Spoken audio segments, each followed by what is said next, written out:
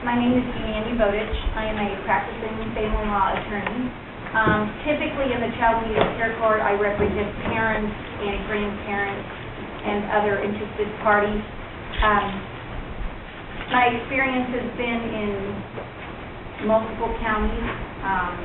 I see very similar issues in many of the counties that I practice in. I had a significant case in Miami County whereby the child was placed in a child in need of care situation validly. I would not question the fact that the child was sexually abused by a cousin. But the problem became at that point, after that point, all of the roadblocks that were put in place that were making it very difficult for the father to be reintegrated with his daughter. At every turn, there were new demands by the Child Protective Services Agency and new requirements because they didn't want this child to go home, which was very evident by this initial placement because the initial foster family placement assumed they would be adopting this child. And they became somewhat antagonistic toward the natural father, not wanting to give him school records, not wanting to give him any information. And when these issues were raised, it wasn't really handled by the agency very well. During the approximately 2 years that this child was in care, she was placed in 7 different homes. Each home had issues.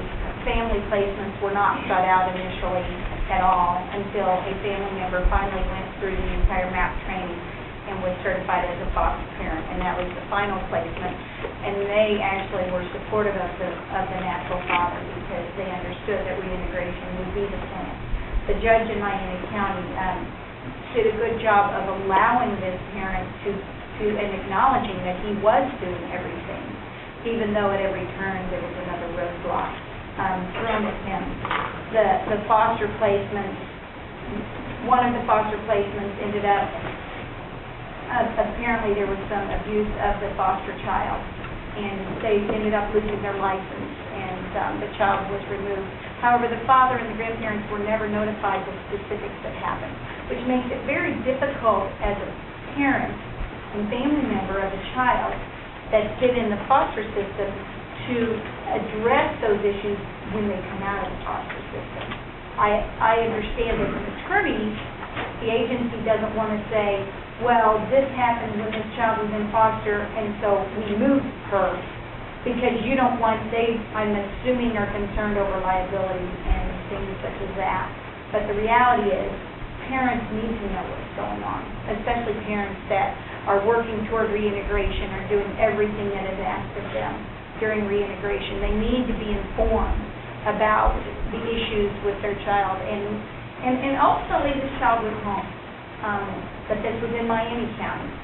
And in other counties, I don't believe that would have been the case. They wouldn't have understood and been as supportive and respected the... But that was the judge that did it. The judge said, no, the plan for this child is reintegration.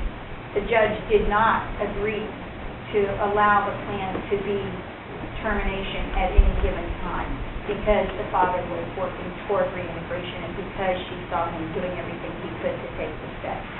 And that had a lot to do with it in that specific case.